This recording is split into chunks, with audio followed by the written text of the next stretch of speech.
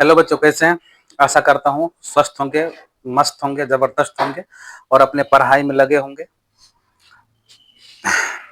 आशा करता हूँ कि आपका होली अच्छे से मना होगा और जितने भी 9th क्लास में जितने भी छात्र 9th क्लास में इस बार गए हैं, आगे में एग्ज़ाम है, यानी हो सकता है किसी-किसी बच्चे का एग्ज़ाम चल भी रहा होगा, तो उस एग्ज़ाम का बढ़िया से प्रिपरेशन करिए और एग्ज़ाम को अच्छी तरह से दीजिए।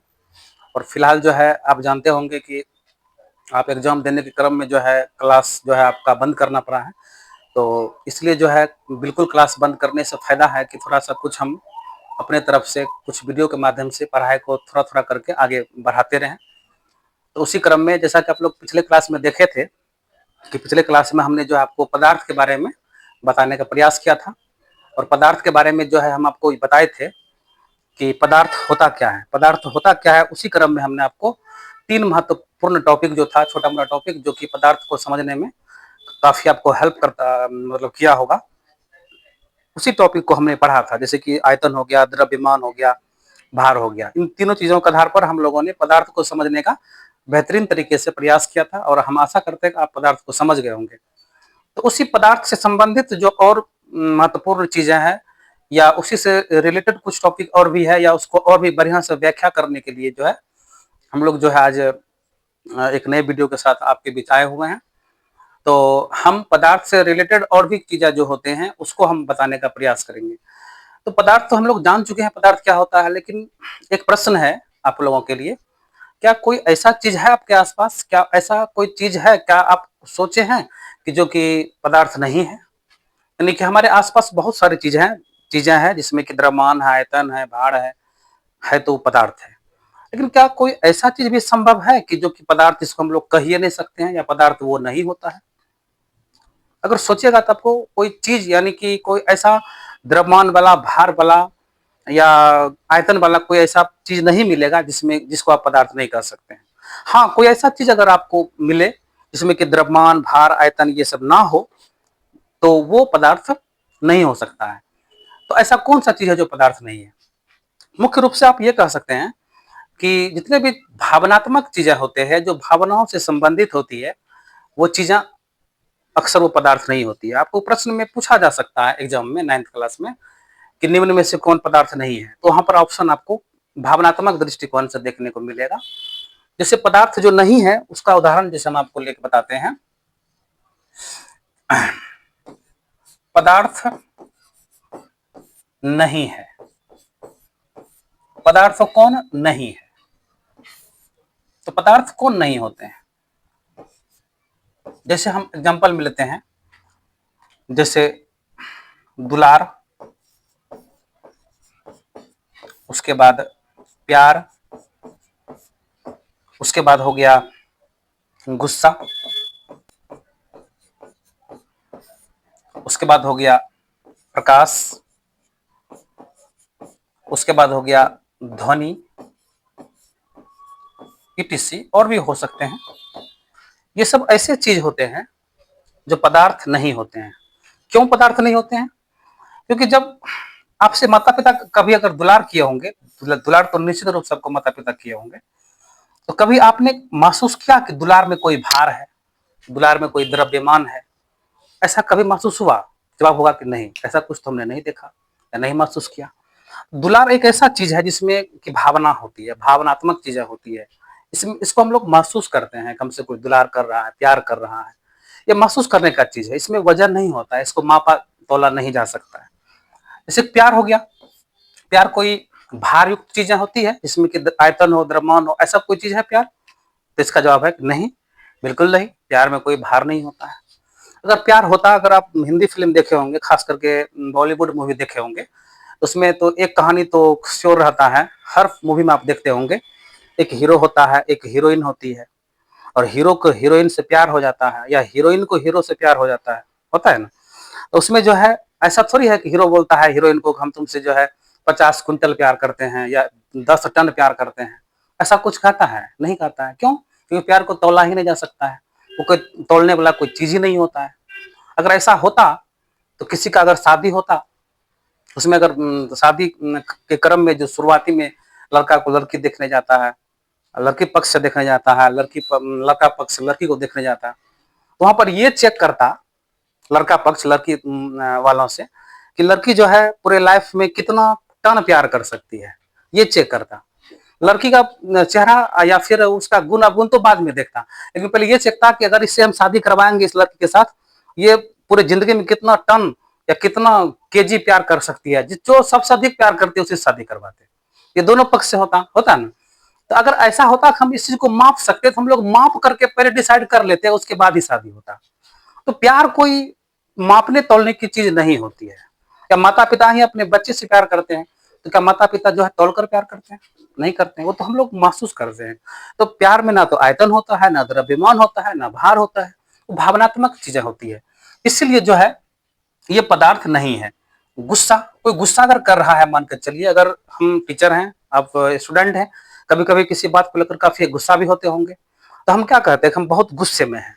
क्या आप महसूस करते होंगे आज सर बहुत गुस्से में है? ऐसा थोड़ी है कि आप कहते हैं कि ना आज सर जो है 50 किलो गुस्सा कर रहे हैं, थोड़ा सा शांत होने दो उसके बाद बात करेंगे। ऐसा थोड़ी होता है कभी हम 1000 किलो गुस्सा कर रहे हैं और आप एकदम थोड़ा डर से हम बैठे हुए हैं, वेट कर रहे हैं कि जब 10 किलो गुस्सा पर सर जी पहुंचेंगे ना तब कुछ प्रश्न करेंगे। ऐसा थोड़ी है, ऐसा कुछ नहीं है, क्योंकि गुस्सा या प्यार जो कुछ होता है उसको हम लोग माप नहीं सकते हैं, उसको मापते नहीं है। इसलिए गुस्सा, प्यार, उसका तो प्रकाश, देखिए प्रकाश में तो एक ऊर्जा होता है, प्रकाश में उष्मा ऊर्जा होता है, तो उष्मा ऊर्जा को तो माप सकते हैं। खुद प्रकाश जो होती है वो कोई ऐसी वस्तु नहीं है या ऐसी कोई चीज नहीं है जिसमें कि द्रव्यमान हो, भार हो या उसको आयतन हो, इस तरह की कोई चीजों का व्याख्या यहाँ पर प्रकाश के बारे में नहीं की जाती है। इसलिए प्रकाश को भी आप पदार्थ नहीं कहेंगे। लेकिन इस पर एक छोटा सा विवाद है। कुछ वैज्ञानिकों का मानना है कि प्रकाश एक विद्युत चुंबकीय तरंग है, जो कि सबसे अधिक पॉपुलर है। लेकिन नए नए वैज्ञानिकों का मानना है कि प्रकाश जो है फोटोन कणों से मिलकर बनने वाला एक चीजें हैं, फोटोन कणों से मिलकर के बने होते हैं। अगर ये फोटोन कण से मिलकर बने होते हैं तो फोटोन कण का कुछ न कुछ द्रव्यमान होगा, उसका आयतन भी हो जाएगा, तो उस सेंस में ये पदार्थ इसको कहा जा सकता है। परंतु इस चीज का पुष्टि अभी तक हुआ नहीं है कि प्रकाश कणों से मिलकर बने हैं, चुंबकीय तरंग हैं। हालांकि नियम कानून सिद्धांत फिजिक्स में इस पर बहुत सारा चल रहा है, दोनों में थोड़ा सा कंट्राडिक्शन है ये कह सकते हैं। तो लेकिन फिर भी इसको अभी तक पदार्थ माना नहीं गया है, इसलिए हम इसको पदार्थ नहीं मानेंगे। प्रकाश को भी हम पदार्थ की श्रेणी में नहीं रखते हैं। उसके बाद ध्वनि, ध्वनि को आप लोग आवाज कहते हैं, आवाज इंग्लिश में साउंड कहते हैं। साउंड को भी मापा जा सकता है, लेकिन इसमें साउंड में कोई द्रव्यमान नहीं होता है, साउंड में कोई वजन नहीं होता है, इसलिए साउंड को भी हम लोग पदार्थ नहीं कहते। तो इस तरह की चीजें जो कुछ आप लोग को बोर्ड पर दिख रहा है ये सब पदार्थ नहीं है।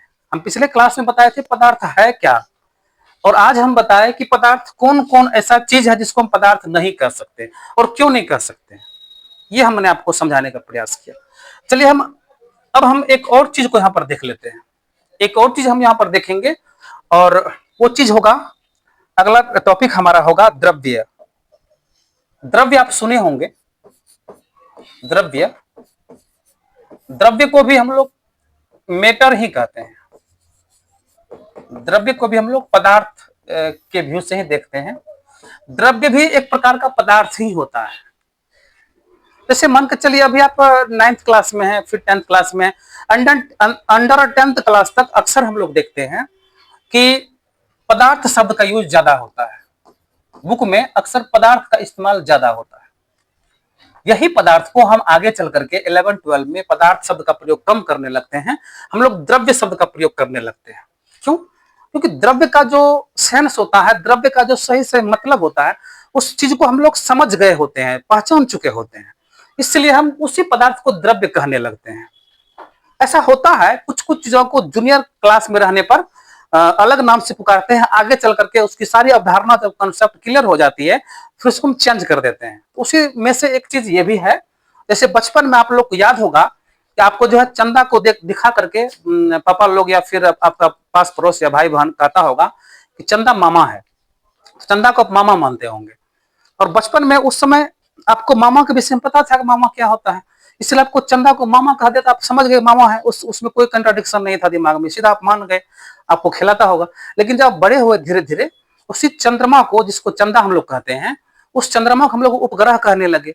ऐसा हम लोग सुनने लगे कि ग्रह के चारों साइड वो चंद्रमा चक्कर मारता है, उसको हम लोग उपग्रह जानने लगे। तो फिर वो चंदा मामा वाला कॉन्सेप्ट खत्म हुआ ना, अपने आप खत्म हुआ। क्योंकि उस समय अगर आपको ये बताया जाता कि चंद्रमा एक ग्रह है, सॉरी उपग्रह है, पृथ्वी के चारों तरफ चक्कर मारता है, उसके पास खुद का अपना प्रकाश नहीं होता है, इस तरह का बात अगर उस समय आपको समझाता तो शायद आप नहीं समझते। उस समय आपके लिए चंदा मामा ही सही था। तो वही बात यहाँ पर है कि पदार्थ को हम लोग जूनियर क्लास में पदार्थ बोलते हैं, लेकिन आगे चल करके इस यही पदार्थ हम लोग द्रव्य कहने लगते हैं। द्रव्य किस सेंस में कहते हैं? तो अगर आप अंडर 10th क्लास में हैं तो द्रव्य को आप ऐसे समझ सकते हैं कि द्रव्य वे चीजें होती है, वे सारे पदार्थ को द्रव्य कहा जाता है जो कणों के रूप में हो। किस रूप में हो? कणों के रूप में हो। कणों के रूप में जितने भी चीजें देखने को मिलते हैं वे सारे के सारे चीजों को हम लोग क्या कहते हैं? द्रव्य कहते हैं। जैसे उदाहरण स्वरूप आप लोग कह सकते हैं, जैसे हो गया आटा, आटा कणों के रूप में होता है। चीनी, चीनी कणों के रूप में होता है। उसके बाद चावल, चावल भी कणों के रूप में होता है। बालू, ये भी कणों के रूप में होता है। बालू, बाली नहीं, बालू। और भी कई पदार्थ हो सकते हैं जो कणों के रूप में अगर हो तो उसको आप क्या कह सकते हैं? द्रव्य कह सकते हैं। तो द्रव्य को इस तरह से डिफाइन किया जाता है अंडर 10th में। लेकिन वास्तव में अगर द्रव्य को कहा जाए तो द्रव्य ही पदार्थ है, पदार्थ ही द्रव्य है। क्योंकि आगे चल करके या इस क्लास में भी हम ही आपको पढ़ाएंगे कि दुनिया में जितने भी चीजें हैं, चाहे ठोस हो, द्रव हो, गैस हो, चाहे किसी भी अवस्था में पदार्थ हो, सभी पदार्थ छोटे छोटे कणों से मिलकर के बने होते हैं। हाँ, वो अलग बात है कि हमें वो कण स्पष्ट रूप से दिखाई पड़ते हैं या दिखाई नहीं भी पड़ते हैं, लेकिन छोटे छोटे कणों से मिलकर के चीजें बनती ही है, निश्चित रूप से बनती है। छोटे छोटे कणों से मिलकर नहीं बनेंगे तो फिर उसमें द्रव्यमान भार आयतन कहां से आएगा? तो जब छोटे छोटे कणों से मिलकर के बनते हैं तो हम लोग उसी को क्या कहते हैं? उसी को हम लोग कहते हैं द्रव्य, अर्थात वही द्रव्य को हम लोग पदार्थ कहते हैं। यानी कणों के रूप में जो चीजें होती है स्पष्ट रूप से, उसी को हम लोग क्या कहते हैं? पदार्थ कहते हैं। तो हम आपको बता रहे थे कि जितने भी पदार्थ होते हैं हमारे आसपास, ठोस, द्रव, गैस, कोई भी अवस्था में हो, वो छोटे छोटे कणों से मिलकर के बनते हैं। तो उस सेंस में तो यहाँ पर जितने भी छोटे छोटे कणों से मिलकर के चीज बनेंगे वो तो द्रव्य हो गया ना, और उसी द्रव्य को क्या कहते हैं? पदार्थ कहते हैं। मतलब द्रव्य और पदार्थ में आगे चल करके कोई अंतर नहीं समझेंगे फिलहाल, लेकिन अभी अंडर 10th में 9th क्लास तक में हम लोग को जब द्रव्य पूछेगा तो हम लोग द्रव्य का मतलब समझेंगे कणों के रूप में पाए जाने वाले पदार्थ। आटा, चीनी, चावल, ये सभी क्या होते हैं? द्रव्य होते हैं।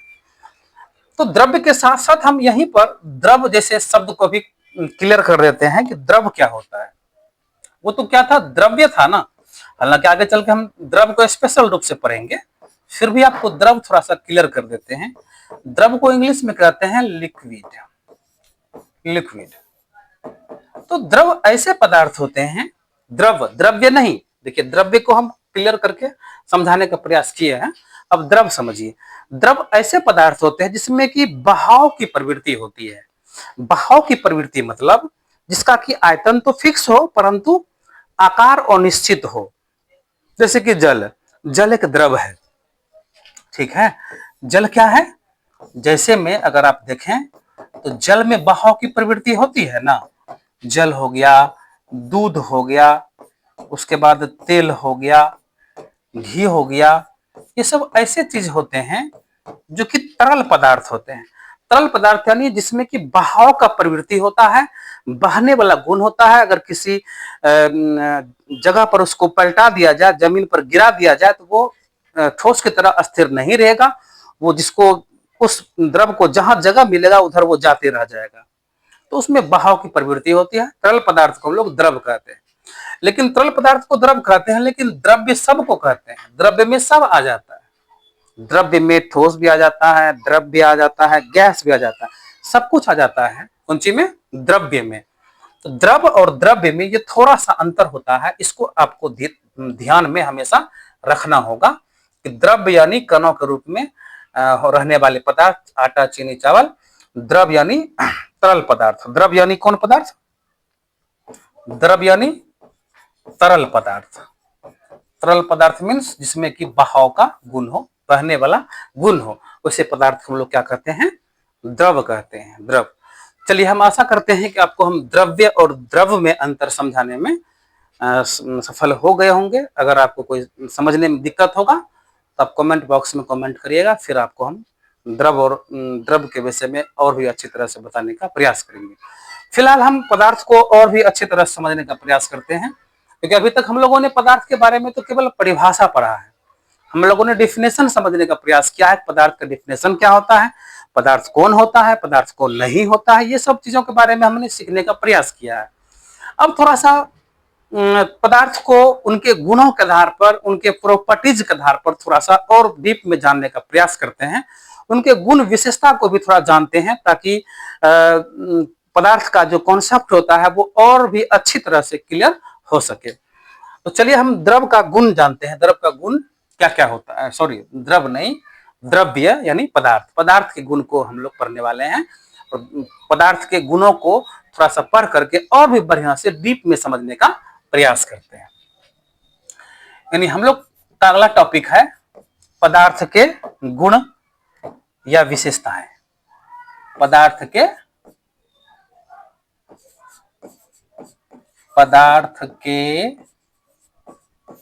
गुण भी कह सकते हैं, या आप विशेषताएं भी कह सकते हैं। पदार्थ के गुण भी कह सकते हैं और आप विशेषताएं भी कह सकते हैं। इसको इंग्लिश में कह सकते हैं प्रॉपर्टीज और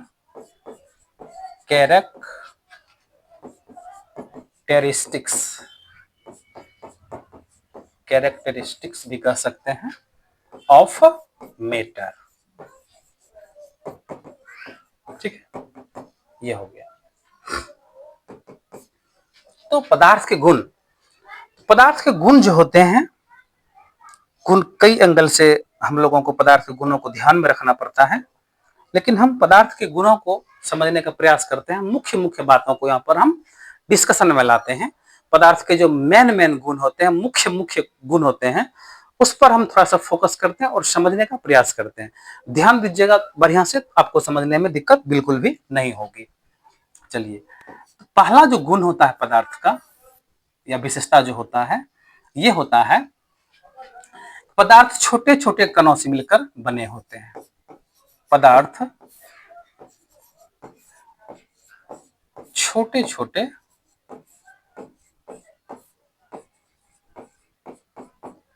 कणों से मिलकर बने होते हैं। पदार्थ जो होते हैं ना, छोटे छोटे कणों से मिलकर के बने होते हैं।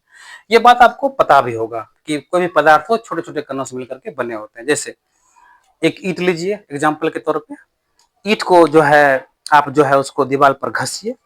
जब ईंट को जब दीवार पर घसिएगा तो उससे आपको छोटे छोटे कण प्राप्त होगा, पाउडर के रूप में ईटा का महीन महीन कण प्राप्त होगा।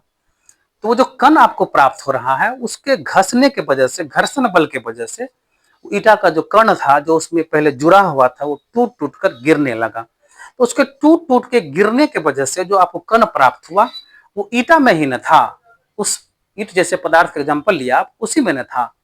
इससे स्पष्ट हुआ ना कि ईट जो है यही छोटे छोटे कणों से मिलकर के बना हुआ था। अगर वो ईट छोटे छोटे कणों से मिलकर नहीं बना हुआ था, तो घसने पर वो कण प्राप्त कहां से हुआ? प्राप्त तो उसी ईट से हुआ ना। इसलिए कह सकते हैं कि ईट जो है छोटे छोटे कणों से मिलकर के बने होते हैं। इसी प्रकार से जैसे कि गैस भी छोटे छोटे कणों से मिलकर के बने होते हैं। हाँ, गैस के कण जो होते हैं, छोटे छोटे कण, वो हमको दिखाई नहीं पड़ता है। देखिए, बहुत सारे ऐसे चीज होते हैं जो हमको दिखाई नहीं पड़ता है। तो ऐसा थोड़ी ना है कि जो चीज हमको दिखाई नहीं पड़ता है उसको हम नहीं मान लें, होता ही नहीं है। ऐसा थोड़ी होता है। बहुत कुछ ऐसा होता है जिसको हम लोग नहीं देख पाते आंख से, फिर भी उसको मानते हैं नहीं होता है। तो पदार्थ अगर पदार्थ है, तो उनके पदार्थ के कणों को हम लोग नहीं देख पाते हैं। उसका रीजन है कि उसके कणों से प्रकाश टकरा करके उसका रिफ्लेक्शन होकर के हमारे आंखों तक नहीं पहुंच रहा है। या आंखों तक नहीं पहुंच पा रहा है, तो आंख में जब उसका प्रकाश पहुंचेगा, उस कण पर का प्रकाश, तब ना उसका इमेज आंख में बनेगा, प्रतिबिंब बनेगा, तब ना उसको देखेंगे। कहने का मतलब ये हुआ कि धरती पर जितने भी चीजें होती है ना, उसको हम तभी देख पाते हैं जब उस पर प्रकाश टकराता है, वापस लौटता है, आंख में जाता है, आंख में उसका प्रतिबिंब बनता है, तब उसको हम देखते हैं। तो जल के जो कण होते हैं, उस कणों पर प्रकाश टकरा करके वापस लौटता नहीं है।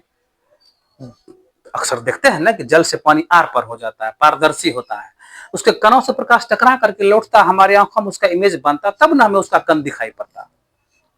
तो नहीं दिखने का रीजन है कि प्रकाश का परावर्तन उसमें नहीं हो पा रहा है। ठीक है, तो नहीं दिखने का मतलब ये नहीं हुआ वो है ही नहीं, है वहां पर, लेकिन हमको दिखाई नहीं पड़ रहा है।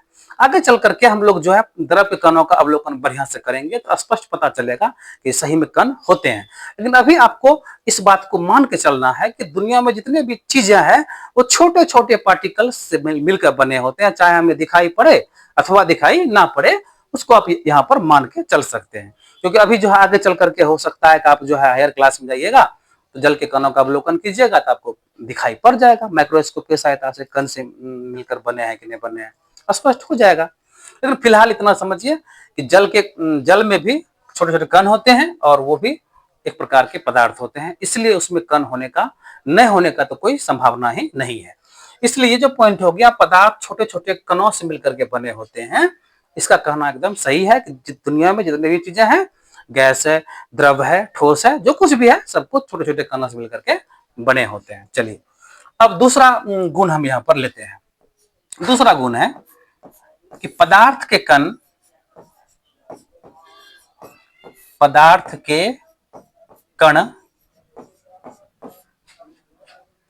अत्यंत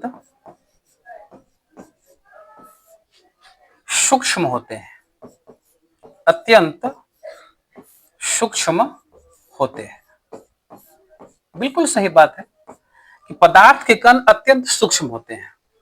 अभी आपको क्या बताया कि कुछ पदार्थ के कण स्पष्ट दिखाई पड़ते हैं कि हाँ ये कण से बना हुआ है, लेकिन बहुत सारे ऐसे पदार्थ धरती पर है जिसका कण पता ही नहीं चलता है। पता क्यों नहीं चलता है, क्यों नहीं दिखाई पड़ता? क्योंकि वो बहुत सूक्ष्म होते हैं। जिसके कण उतना सूक्ष्म नहीं होते हैं, कम सूक्ष्म होते हैं, वो दिखाई पड़ जाते हैं। परंतु जल के कण या फिर हवा के कण इतना सूक्ष्म होते हैं, इतना छोटे होते हैं कि दिखाई भी नहीं पड़ते हैं। तो पदार्थ के कण जो होते हैं सूक्ष्म होते हैं, और जो कण अति सूक्ष्म होते हैं, बहुत बहुत बहुत सूक्ष्म होते हैं, वो उस कणों से भी छोटे होते हैं जो कण का हम बात कर रहे हैं। हम जिस कणों का बात कर रहे हैं, जिन कणों से पदार्थ बने होते हैं, उस कणों से भी और भी सूक्ष्म कण होते हैं, और उस कण का नाम परमाणु होता है। आगे चल करके हम लोग पढ़ेंगे कि वैसे पदार्थ कण जिसको और भी डिवाइड नहीं कर सकते हैं, इतना डिवाइड किए और डिवाइड नहीं कर सकते हैं। वो हो सकता है कि तत्व का कण हो सकता है कि यौगिक के एक अणु का कण हो, ये भी हो सकता है। वो सारे के सारे परमाणु कहलाएंगे। ठीक है, तो परमाणु के बारे में हम लोग आगे पढ़ेंगे। फिलहाल हम लोग उतना इंटरनली बात को नहीं समझेंगे। फिलहाल हम जो समझना चाहते हैं उसको समझेंगे कि पदार्थ के कण अत्यंत क्या होते हैं, सूक्ष्म होते हैं। अत्यंत क्या होते हैं, सूक्ष्म होते हैं। चलिए आगे बढ़ते हैं हम लोग। तीसरा गुण हमारा है पदार्थ के कणों के बीच रिक्त स्थान होते हैं, रिक्त स्थान होते हैं। अब देखिए आपको क्या बताया हम कि पदार्थ के जो निर्माण होते हैं, पदार्थ की जो निर्माण होती है छोटे छोटे कणों से मिलकर के होती है। अब स्वाभाविक बात है कि अगर पदार्थ की निर्माण जो है छोटे छोटे कणों से होती है, अब देखिए जैसे कि पदार्थ के जो कण होते हैं वो छोटे छोटे होते हैं, जैसे कि सूक्ष्म कण होते हैं कि आपस में कणों के आपस में जुड़ने से अगर पदार्थ बनते हैं, तो पदार्थ के कणों में ये संभव है कि नहीं रिक्त स्थान भी हो? तो आप कहेंगे बिल्कुल संभव है, रिक्त स्थान हो सकता है इसके बीच में। तो पदार्थ के कणों की जो व्यवस्था होती है, अलग अलग पदार्थ की कणों की व्यवस्था अलग अलग तरह की होती है। कुछ पदार्थों के कण काफी नजदीक होते हैं, तो उसके बीच में कणों की जो रिक्त स्थान होती है वो बहुत कम होती है, या लगभग किसी किसी में देखा जाता है कि नहीं भी होती है। लेकिन अधिकांश पदार्थ में देखने को मिलता है कि पदार्थ के कण एकदम सटे सटे नहीं होते हैं, कुछ न कुछ गैप रहता है। इसीलिए कहा जाता है कि पदार्थ जितने भी होते हैं, प्रायः प्रायः कह रहे हैं, किसी किसी में नहीं भी होते हैं, हम कह चुके हैं, आपको बता चुके हैं। तो प्रायः पदार्थ के जो कण होते हैं उनके बीच बीच में गैप होते हैं, जगह होते हैं। उसी जगह को हम लोग कहते हैं कि पदार्थ के कणों के बीच में रिक्त स्थान होते हैं। इसी रिक्त स्थान को अंतरा आणविक आकर्षण बल कहते हैं। अंतराणविक स्थान कहते हैं। क्या कहते हैं? अंतराणविक स्थान कहते हैं। यानी कि पदार्थ छोटे छोटे कणों से मिलकर के बनते हैं, उनके कणों के बीच में जो रिक्त स्थान होते हैं, उस रिक्त स्थान को अंतराणविक स्थान कहते हैं। अंतराणविक स्थान। आगे चल करके हम इसको भी डिटेल्स में पढ़ेंगे, अंतराणविक स्थान को। फिलहाल आपको इतना समझना है कि पदार्थ के कणों के बीच में क्या होते हैं? तो रिक्त स्थान होते हैं। और ऐसा नहीं है कि दुनिया के हर एक पदार्थ में रिक्त स्थान होते ही होते हैं, ऐसा नहीं है। किसी किसी में नहीं भी होते हैं। जैसे जिसका डेंसिटी बहुत हाई हो, बहुत हार्ड मटेरियल हो, तो उसमें कण इतना जुड़ जाते हैं, नजदीकी प्रकार से इतना नजदीक जुड़ जाते हैं कि उससे कणों के बीच में रिक्त स्थान पता ही नहीं चलता है। तो इसको हम क्या कहते हैं? तो उसमें रिक्त स्थान नहीं है। लेकिन प्रायः पदार्थ में कणों में क्या होते हैं? रिक्त स्थान जरूर होते हैं। ठीक है, चलिए हम अगला गुण यहां पर लेते हैं। अगला गुण जो हमारा है क्या है? पदार्थ के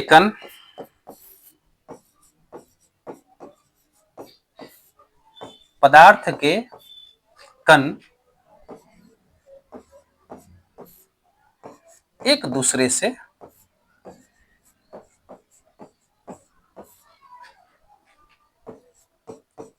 एक विशेष प्रकार के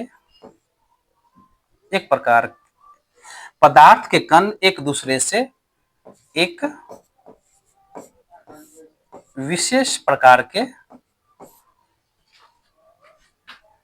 विशेष प्रकार के बल द्वारा जुड़े होते हैं।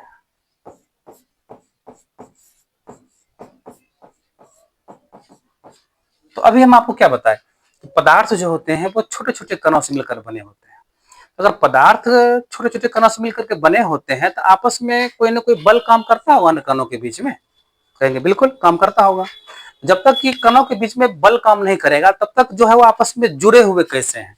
जुड़ने के लिए कोई ना कोई बल तो काम कर रहा होगा, बिल्कुल काम कर रहा होगा। तो कणों के बीच में जो आकर्षण बल कार्य करता है, जैसे कि आपको हम बताए अभी आपको हम क्या बताए, देखिए अभी हम बताए कि पदार्थ छोटे छोटे कणों से मिलकर के बने होते हैं। इस तरह से बताए ना, पदार्थ जो है छोटे छोटे कणों से मिलकर के बने होते हैं, और उस कणों के बीच में रिक्त स्थान भी होता है, यानी गैप भी होता है।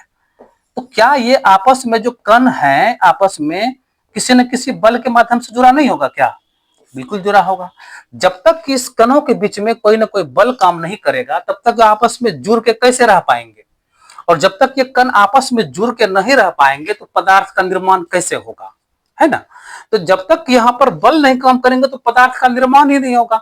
इससे स्पष्ट होता है कि पदार्थ के कणों के बीच में एक विशेष प्रकार के आकर्षण बल काम करता है, जो उस सभी कणों को आपस में जोड़ कर रखता है। और उसी आकर्षण बल का एक नाम दिया गया। उस बल का क्या नाम दिया गया? अंतराणविक आकर्षण बल। किन्हीं दो अणुओं के बीच लगने वाले आकर्षण बल को कहते हैं अंतराणविक आकर्षण बल कहते हैं। अंतराणविक आकर्षण बल कहते हैं। यानी हम ये कह सकते हैं कि पदार्थ के कण एक दूसरे से यहां पर छूट गया, एक दूसरे से एक विशेष प्रकार के बल द्वारा जुड़े होते हैं, जिसको हम क्या कहते हैं? अंतराणविक आकर्षण बल कहते हैं। ये हमारा चौथा गुण था। अब हम लोग जो है पांचवा गुण की ओर चलते हैं। पांचवा हमारा गुण क्या है पदार्थ का? पदार्थ का पांचवा गुण है कि पदार्थ के कण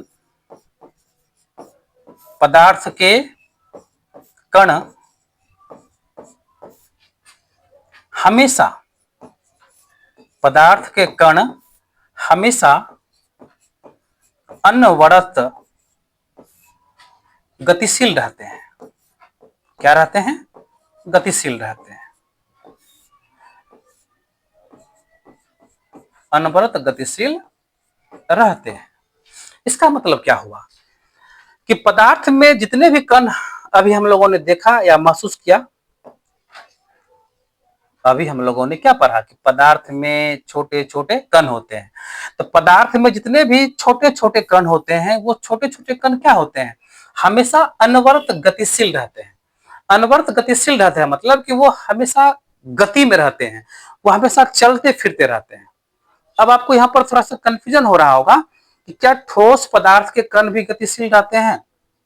द्रव का तो मान कर चलिए कि माना जा सकता है कि हाँ, द्रव के कण गति कर सकता है एनी टाइम। गैस के भी कण गतिशील हमेशा कर सकते हैं। क्या ठोस पदार्थ के कण भी गतिशील रहते हैं? बिल्कुल रहते हैं। हम आपको पहले क्या बताएं, कुछ ऐसी चीजें होती है जिसको हम लोग देख नहीं पाते हैं, वो भी होता है। तो अगर हम लोग महसूस नहीं कर सके कि ठोस पदार्थ के कण गतिशील नहीं होते हैं, तो क्या वो नहीं होते होंगे? ऐसा थोड़ी है कि जो चीज हम देख पाते हैं या महसूस करते हैं वही होता है। बहुत ऐसी चीजें हैं जो महसूस नहीं होता, हम लोग को नहीं दिखाई पड़ता है, वो भी होता है। तो उसी प्रकार की चीजें हैं। तो प्रश्न आपके दिमाग में फिर ये उठता होगा, अगर पदार्थ के कण, ठोस पदार्थ के कण भी गतिशील होते हैं, तो उसका आकार में परिवर्तन होना चाहिए। बिल्कुल सोचना आपका सही है। लेकिन यहाँ पर बात क्या है कि ठोस पदार्थ के कण गतिशील होते हैं, लेकिन उतना भी गतिशील नहीं होता है कि उसका आकार बदल जाए।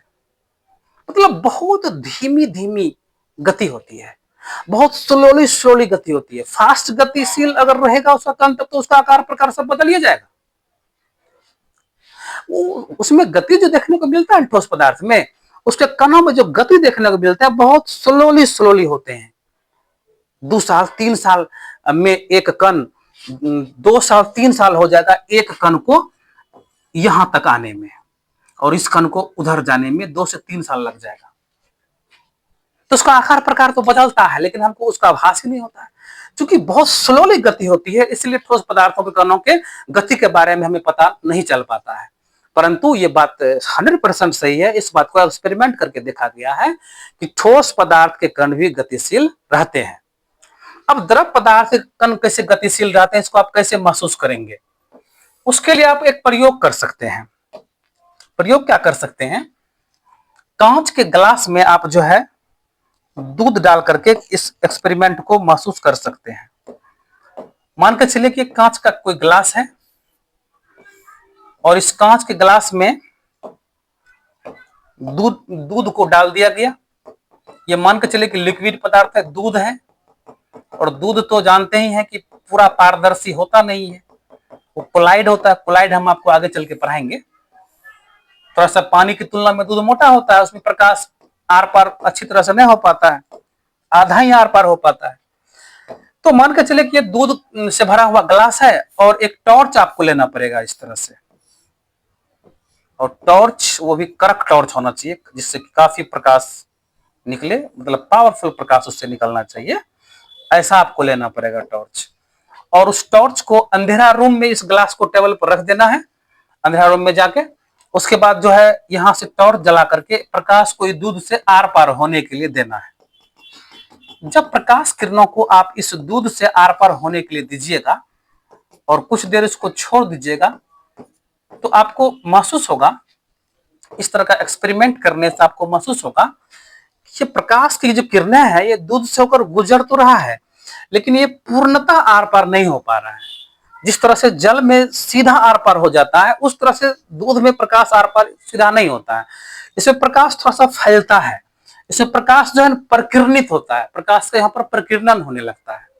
प्रकाश के प्रकीर्णन की वजह से इसमें आपको प्रकाश जो है फैलता हुआ प्रतीत होगा, और इसमें अलग प्रकार का रोशनी इसमें दिखाई पड़ेगा आपको। दूध में प्रकाश ऐसा लगेगा फंस गया है इसमें, उस तरह से इसमें दिखाई पड़ेगा। और जब उसको बारीकी से देखोगे इस तरह से स्थिर होकर के, तो आपको दिखाई पड़ेगा कि दूध का जो सूक्ष्मतम पार्टिकल्स है वो क्या कर रहा है, कभी जो है दूध का सूक्ष्मतम जो पार्टिकल्स कण है वो कभी यहां से इधर जा रहा है, फिर यही कण इधर जा रहा है, फिर यही कण उधर जा रहा है, फिर यही कण जो है पदार्थ का इधर जा रहा है। मतलब ये कहने का मेरा कि ये अनवरत, अनवरत मतलब जिसका कोई पथ फिक्स नहीं है, अलग अलग पथ में ये चलता हुआ आपको प्रतीत होगा। इसमें इस तरह से ये अलग अलग पथ में उसका कोई निश्चित पथ नहीं होगा, अलग अलग तरह से वो गतिशील दिखाई पड़ेगा आपको। इस तरह से आप कह सकते हैं कि कण जो है ना इसमें दूध में गति कर रहा है।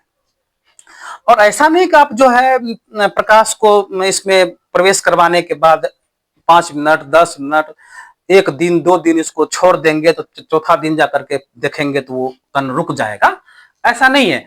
वो कण जब भी आप जाके देखने जाओगे उस दूध को बारीकी से, तो आपको हमेशा कण घूमता हुआ प्रतीत होगा, चलता हुआ प्रतीत होगा। इससे स्पष्ट हो गया कि पदार्थ के कण जो होते हैं वो अनवरत गतिशील रहते हैं, वो कभी भी रुकते नहीं हैं। गैस का तो आप जानते ही हैं कि हवा जो होते हैं हमारे आसपास हमेशा अनवरत गतिशील हमेशा रहते हैं, कभी उधर से हवा इधर चला गया, कभी उधर से उधर चला गया। जैसे टेम्परेचर में चेंज होते रहता है, परिवर्तन होते रहता है, इस तरह से आपको हवा को चलते हुए महसूस कर लेंगे आप लोग। हवा अनवरत रूप से गतिशील है। तो इस प्रकार से हम कह सकते हैं कि कोई भी पदार्थ हो, चाहे ठोस हो, द्रव हो, गैस हो, सभी पदार्थ में पदार्थ के कणों में एक विशेष प्रकार के गति देखने को मिलते हैं, अर्थात पदार्थ के कण अनवरत गतिशील रहते हैं। तो हम लोगों ने अभी पदार्थ के 5 विशेषताओं को सीखने का प्रयास किया। हम लोगों ने पदार्थ को जो है और भी बारीकी से समझने का प्रयास किया। पिछले क्लास में हमने पदार्थ को केवल डेफिनेशन के आधार पर समझाने का प्रयास किया था। हमने आपको परिभाषा दिया था, परिभाषा को समझाने का प्रयास किया था। आज हमने आपको क्या बताया कि पदार्थ छोटे छोटे कणों से मिलकर के बने होते हैं, पदार्थ के कण अत्यंत सूक्ष्म होते हैं। फिर बताया आपको हमने पदार्थ के कणों के बीच रिक्त स्थान होते हैं। फिर हमने आपको बताया पदार्थ के कण एक दूसरे से एक विशेष प्रकार के बल द्वारा जुड़े होते हैं। और फिर हमने लास्ट में बताया कि पदार्थ के कण हमेशा अनवरत गतिशील रहते हैं। इस प्रकार से हम आपको जो है पदार्थ को समझाने का प्रयास किए। आशा करते हैं कि आपको पदार्थ जो है समझ में अच्छी तरह से आ गया होगा। और पदार्थ से संबंधित बहुत सारे और भी महत्वपूर्ण पॉइंट है, जिसको कि अगर आप उसको पढ़ेंगे, उसको समझेंगे बढ़िया से, तो इस लेसन का अगला टॉपिक आपको समझना बिल्कुल आसान हो जाएगा, कुछ भी आपको मुश्किल नहीं लगेगा। इस बात का वादा करते हैं कि आपको कोई भी दिक्कत नहीं होगा, कोई टॉपिक ऐसा नहीं मिलेगा आपको जो समझने में दिक्कत हो जाए। इसलिए जो है आप लोग जो है इसी तरह से जो वीडियो का जो हम कड़ी बनाकर आपको डालते जाएंगे उसको देखते रहिए। और अगर कोई समस्या हो, कोई दिक्कत हो समझने बुझने में, तो कमेंट करके बताइए कि उसमें क्या आपको चाहिए, नया चीज चाहिए, या फिर क्या समस्या हो रही है समझने में या फिर पढ़ने में, उसको सुधार करने का प्रयास करेंगे। तो आज का क्लास यहीं तक। जय हिंद, जय भारत, धन्यवाद।